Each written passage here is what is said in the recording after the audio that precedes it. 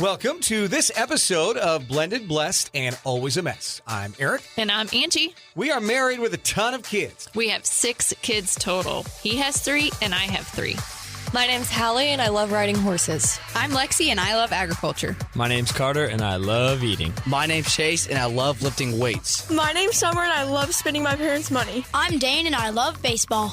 Our show is about our blended, blessed, and always a mess life. And our hope is if you find yourself in the same situation we are in, that by sharing our story, all the fun and all the mess, the challenges we are experiencing, it will give you some inspirations, laughs, and community, knowing you are not alone in this mess. We appreciate you spending time with us.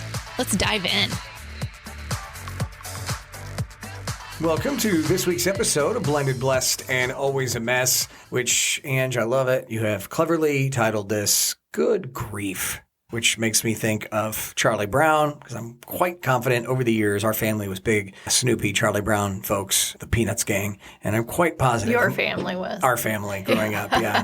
My little sister, who's in her 30s, still a big fan, and there's many times I know they would say, good grief, Charlie Brown. At least that's what I thought when I saw the title that you gave to it. So one of the things we were just talking about before we started is I really think that this episode, well, obviously right now for us, it applies to the loss of Hallie. You may have started listening to the podcast because you have a blended family. You grieve when you go through divorce. Your kids will grieve when you go through divorce. Your kids will grieve the loss of a grandparent or a parent. I've grieved the loss of my father 15 years ago. So a lot of what we talk about today, as far as grief, what it looks like, how to deal with it, could be applied to many, many things. Yeah, I sit here and reflect on grief. I feel super grateful that I'm 45 years old and have never really had to truly think about grief until now. And the way I'm wired is that I want to know everything about it, right? Like just same example when we were thinking about blending our families. I wanted to listen to the podcast, read the book, because I've never done it before.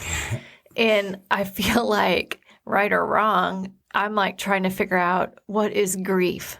Like, what is it? What can I expect? What is it going to feel like? Am I grieving? Am I not? Because, when you go through something traumatic, regardless if it's a divorce or loss of a grandparent or losing a child, there's no manual on it. Just like raising kids, there's no manual on it. But there's a lot of outreach and you get a lot of people reaching out to you and weighing in because they've had their own experiences of grief. And, there's a lot of, hey, make sure that you're taking care of you, right? Just extremely hard for someone, I feel like, wired like me, where I want to take care of everybody else.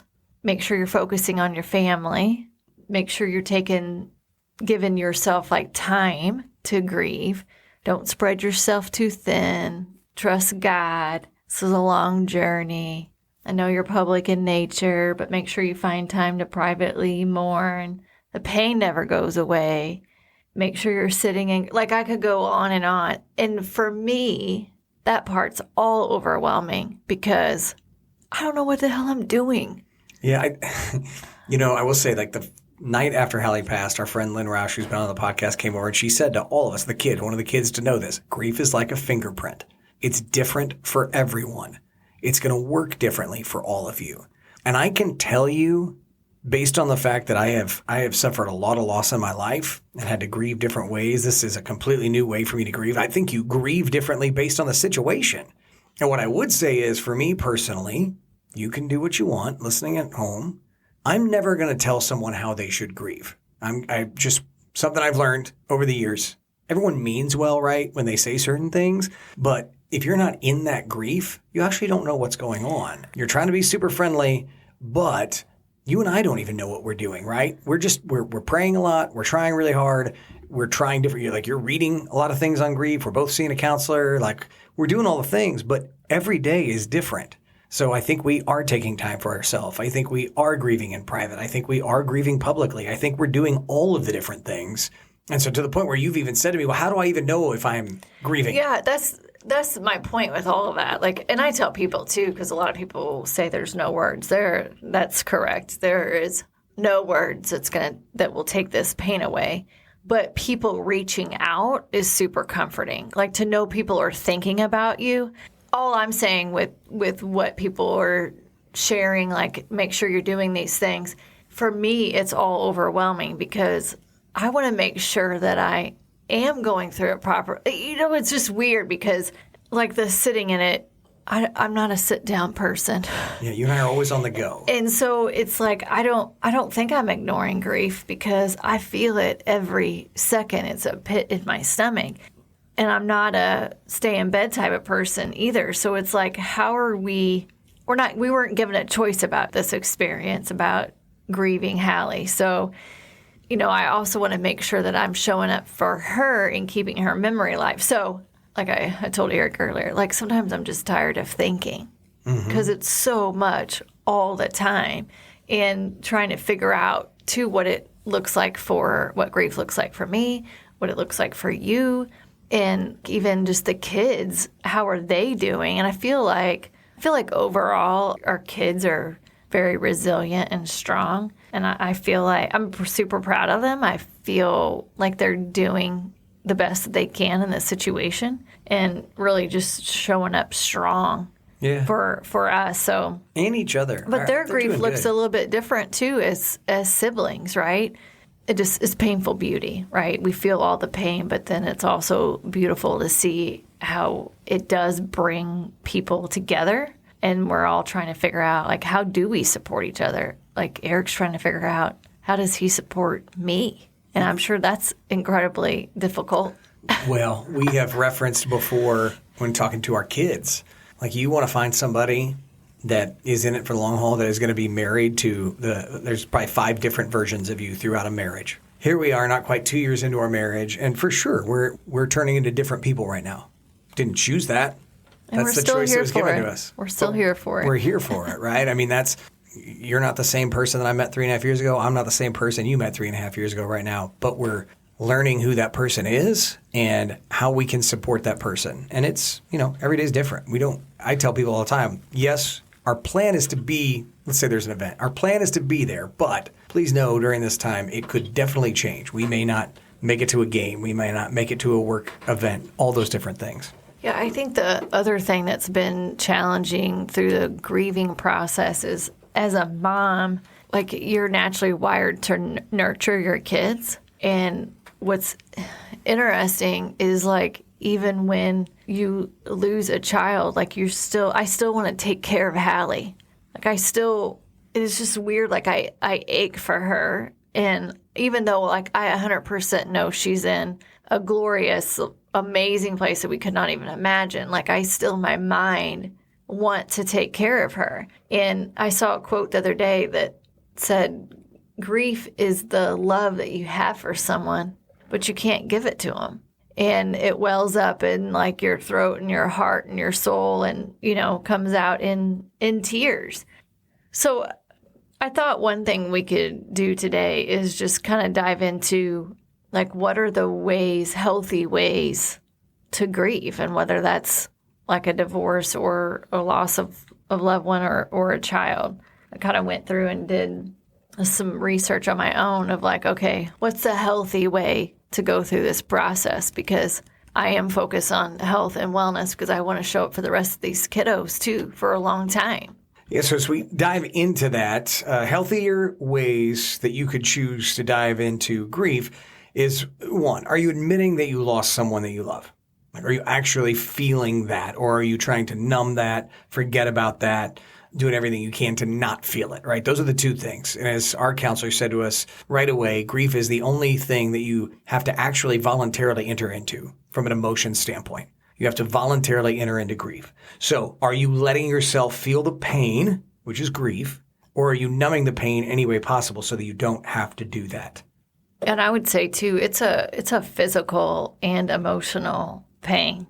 Like, I feel sick. I feel weak. Sometimes I feel like I have a panic or anxiety attack come on where I feel like my heart rate's super high, but it's not. I have trouble sleeping. You could feel empty, numb, in shock, like all of that.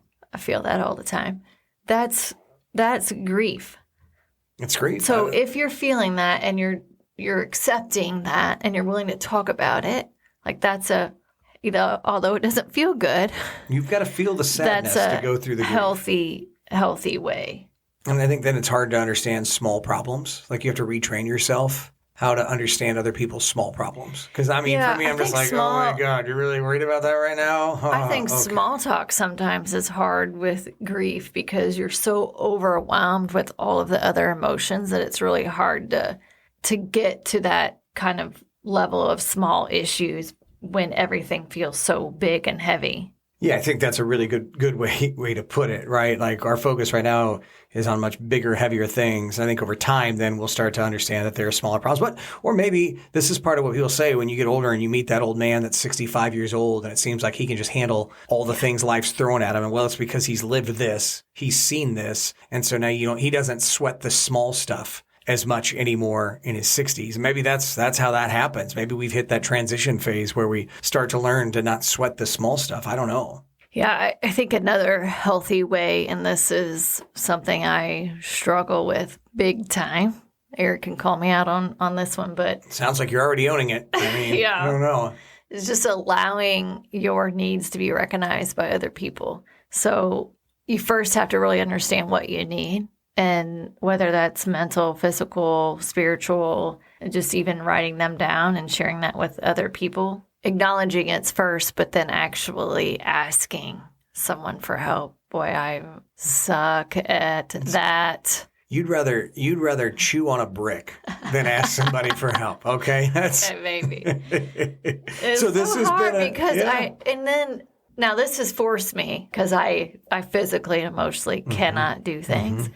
So it has forced me to, I don't know if I asked for help. I think it's more I just have allowed people to help. People are just helping, but I don't know if I've asked. No. I have not said, hey, Aric, this is what I really need today. No, but knowing you and knowing that you are allowing the help is telling us, okay, she really needs it. She knows it. And she is allowing us to be there and help her. And it could be something as simple as she just needs 5 minutes alone to lay down and think. I mean, it could be that simple, which Angie would never under normal circumstances do. And then it's a lot of the other stuff too, running kids or showing up for groceries, whatever that might be. Angie's allowing people to help. Well, I mean, here's where don't get a big head, but I will give Aric a huge amount of kudos because he literally has taken over everything at the house. I mean, he already did a lot. Now I feel like he does everything at the house, so I don't have to do it. And he's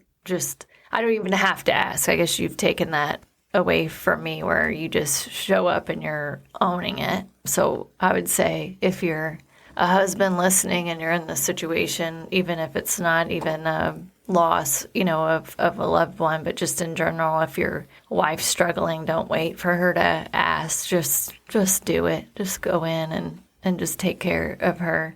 It's very kind of you. I'm not letting it go to my head. It's really just, I feel like I just want to take care of you. I see, and I say all that. You always say all the time, you're connected to your kids. You grew them in your belly. You're connected to their soul. I feel like meeting you and being with you and you being my best friend, I'm connected to your soul. I can feel the pain coming off of you through the phone at times. And so for me, it feels like I'm just supposed to show up for you as your husband, as your friend, as someone that wants to love you back to a place where you can kind of enjoy life at some point. And so I just keep telling guys, ask me, like, just, you don't have any needs, right? You don't have, as a man in this part of your relationship, there's no physical, emotional need that your wife, mental need that your wife needs to meet for you. You just show up and show her that she can count on you, depend on you, that your kids can count on you, depend on you. And that's your job. And that's how I'm looking at it. Yeah, you brought up something the other day that anytime I think about it makes me teary-eyed, but you said, do you remember what our vows were and what you said to me in your vows? And one of the things that I had in mind to Aric is that, you healed a heart that you didn't break. And he's like, here we are. Like, I feel like I'm doing that again and trying to heal your heart when you didn't break it. So it's awesome to have a network of people, to have a strong husband that's showing up, but, just the amazing moms out there that have reached out, my friend network, my work network. I mean, just all of it, especially for people that don't know how to ask for help.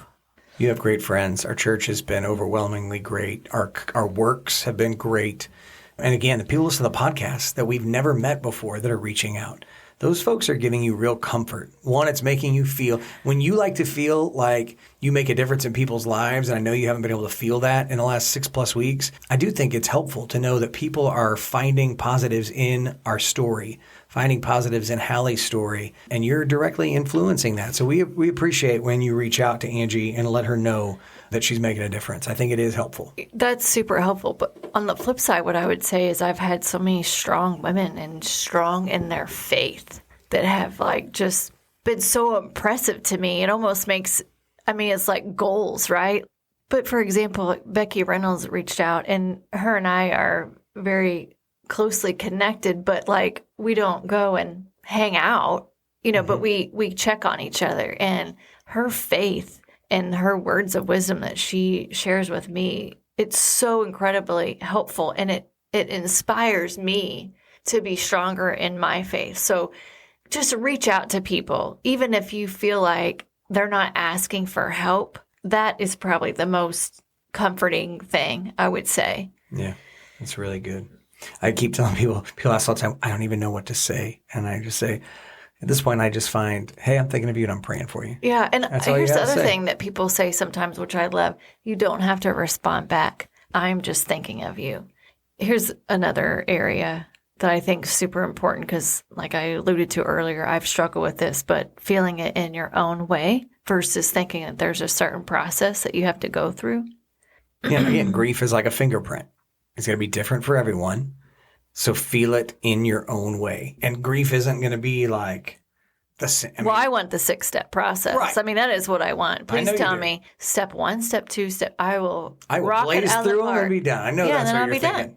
And that's been a struggle for me because I have such a fear of failure. And just being completely open and honest, like I feel like I'm going to fail this grieving process if I don't know what I'm supposed to do. And so as I think about grief for me and how I'm grieving, I feel better when I can get my feelings out there. And a lot of it is writing, like journaling is a way.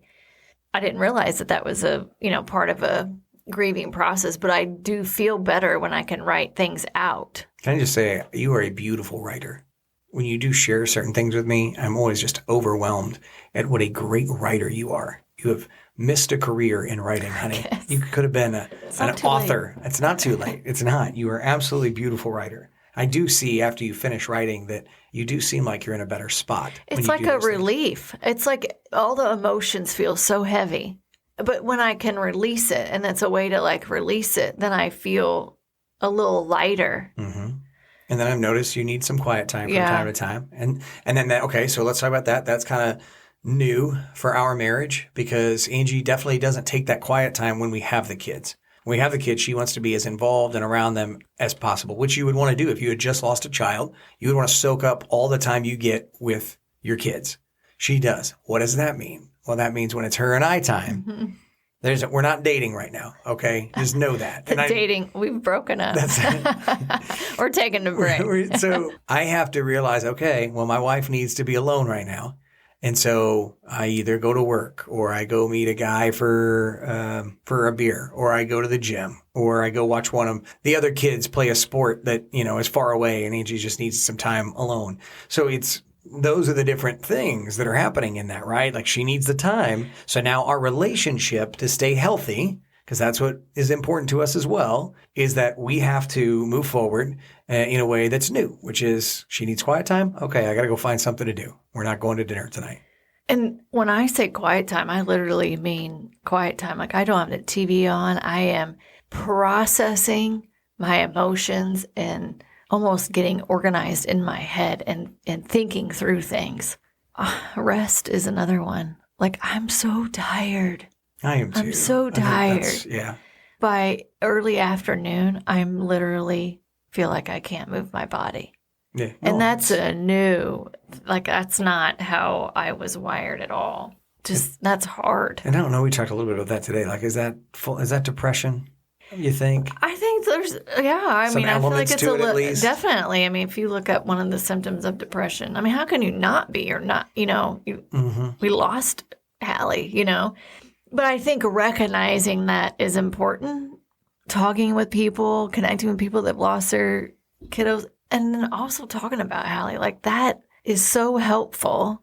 That is such a great thing that we're all doing, is still talking about Hallie. If you can't go through grief and not talk about what you've lost, because that is denial.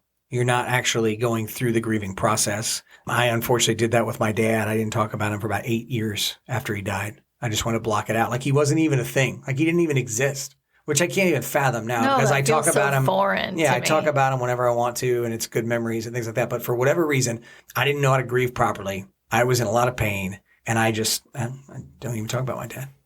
No reason. So now, but once I got through that, then I was able to heal. So with Hallie, we always talk about Hallie. We share funny stories about Hallie, videos, pictures, all the stuff. And that's our plan. Always talk about Hallie, because it's better to have her feel like she's close to us. I think another area of healthy grieving, from what I've read, is really committing to the journey and recognizing that it is long. One of the things I'm super grateful for is Aric and the rest of the kiddos, because without them, I don't know how I would stay focused on health and wellness and seeing the light at the end of this dark tunnel. But that also is part of it, is recognizing that this is a long road to try to get through these huge waves of grief.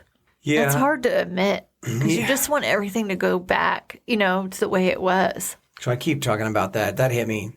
So my grief a couple of weeks ago started to change a little bit, in the fact that I'm still grieving the loss of Hallie. Like, I want her to come into the house and be like, rickety-doo-dah. And I go, rickety-day, because she'd get mad at me if I didn't, and give her a big hug, and she'd give me a big hug back. And so I still have that grief that that's not happening. But then I also started to grieve. I've shared this with Angie and the kids and friends, that I am grieving the crew. Because our 6 kids together. Yeah, the 3.5 years of our life before this happened, where I'm almost 42 years old, were the greatest 3.5 years of my life. The greatest 3.5 years of my life. And for it to be changed completely, I'm grieving that. I'm grieving that I don't know my wife right now. Yeah. Right? That's different. I'm grieving that. So those are all things that I'm grieving. And then I've started in on this thing of, as Angie said, it's a journey. Anytime anything is broken, you have a car wreck and you take it to the body shop to fix it, it's not 100% the same, right?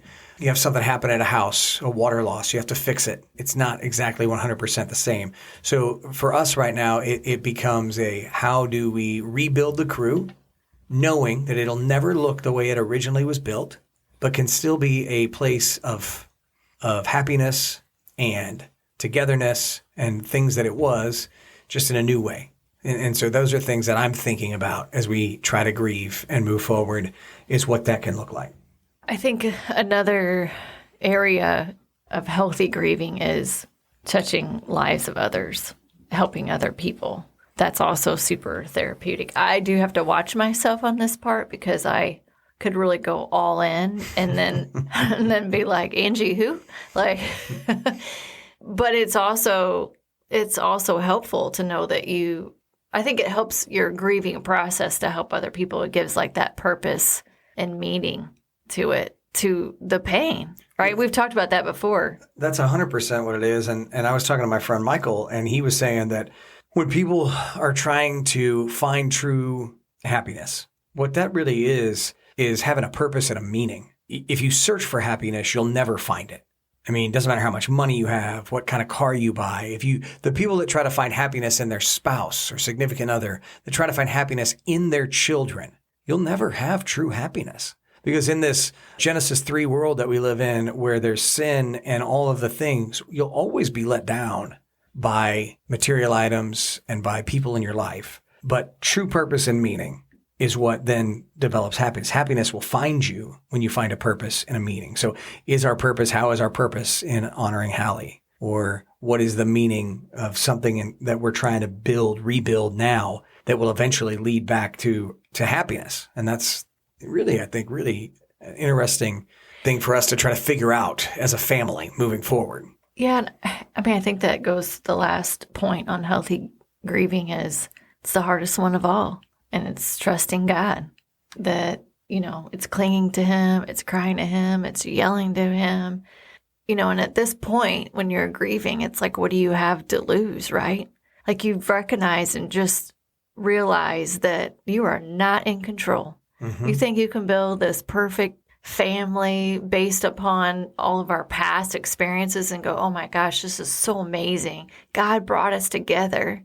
And then to have one ripped away from us in such a tragic event. And it's like, oh my gosh, we are not in control. We're not in control. So you can grieve, we're going to grieve. We're going through this huge waves of every emotion you could imagine. Anger, depression, frustration, sadness, rage sometimes. I find myself in a lot more anger and rage than denial, But then we have to trust God that there's a purpose behind the pain. There's a reason. John 13:7. You do not understand now what I am doing, but later you will understand. I mean, that's God's words. I yelled at God the other night driving home. I was mad. I was yelling at him. He can take it. God can take you yelling at him. So it's weird. I wanted answers. So what's weird is like I haven't been angry with God yet. We're on 7 weeks. When this airs, it will be the day of Hallie's celebration of life, which is also number 7. Someone pointed out that 7 weeks. I haven't been angry at God yet. Maybe that's going to come. But I think for me, I understand why he took her and that her future was not going to be what she had dreamed of. And there's another mechanism. There's another a very person obvious, I could be really, really angry with, and I can direct my anger towards decisions that were made that were just completely negligent and reckless, but we won't go down that path. So for right now, I'm not angry at God. I understood why he took her. But it doesn't mean that I am not angry and I'm not feeling all these emotions and it's messy. Like we are sitting in the mess. There's not these nice, clean little stages you go through. It's like it could fluctuate minute by minute sometimes where sad and I'll feel a little joy. I'll see, something beautiful with our kids or an amazing sign from Hallie. And then I might go right back into being depressed and low energy and like just super, super sad. But ultimately, you get to the acceptance part of it, and you accept what happened. Could look like, my gosh, I don't know either. But that's like the last phase of just grief is the acceptance. We don't know what we're doing. We just pray a lot. I do. I pray a lot. I spend time with other men who are just really good dudes. It's a lot of prayer. I have to remind myself often to pray and to lean in on God and just ask Him for guidance and support. I sometimes forget because I'm so involved in all of my thoughts and emotions that I forget that there's someone out there that can help. You just have to ask. He is there. He's always waiting. He's always waiting to help. And I do know that about the Lord. And I think, and God hurts for us too. I do believe that. I mean, we talk about that. I mean, Jesus wept at Lazarus' tomb and he knew he was going to raise him from the dead, but that was his friend and he wept. And Jesus weeps. So I know that he weeps with us in our sadness. So I do believe that and believe that we have a Lord that's walking this path with us, even though it's not the path we would have chosen for ourselves. I do know that he's done this for a reason. I believe that. My heart tells me that that is true. Part of it's what you just said, like Hallie was not going to live out her dreams under her current situation, and so the Lord has protected her from that. But at the same time, that doesn't mean that it doesn't hurt and suck for us. So that is the rotating grief that we are in, the stages of grief that we are currently in. Some days it's the denial, some days it's the sadness, some days it's the anger, but we're going through all of them. And as they say, it's like waves. Some days the waves are a lot bigger than other days. And over time, supposedly, they tell us that the waves will get smaller. They'll still be there, but maybe they won't knock you down quite so much.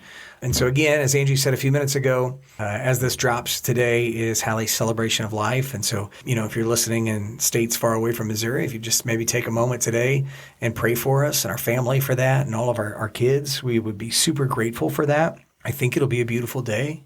I hope it'll be cleansing for our souls to visit with friends and family and hear stories that they have about our beautiful Hallie and just to honor her in different ways as well. And then obviously, if you'd pray for us again Tuesday, the 17th, that'll be Hallie's 21st birthday. And I just imagine that'll be a hard day for us in our home. We plan to celebrate and have dinner together and celebrate her birthday, but obviously it'll be a bittersweet kind of event. So those prayers are appreciated. Ange, got anything you want to say? The only thing I would add on to that, yes, to everything you said, a very tactical ask is if you have sent us something and we have not reached out to you to say thank you, then it didn't come with a note to say who it's from. So we have received different gifts from people and we have no idea who they're from. So we received a prayer plant, and at night the leaves go up and you're lifting your prayers up, and then during the day they go back down. It's super cool, but we have no idea who sent it to us because there wasn't a note. So just FYI there, but yeah, definitely pray for us, and we appreciate all the outreach and everybody sharing their stories with us. It is definitely comforting and getting us through each day. Thank you so much for listening to this week's episode of Blended, Blessed, and Always a Mess. We look forward to talking to you again next week. God bless. Thank you for listening to Blended, Blessed, and Always a Mess. Follow us on Facebook, Instagram, and at blendedblessedalwaysamess.com. Reach out to us on any of our social channels. We would love to hear from you. Have a great week.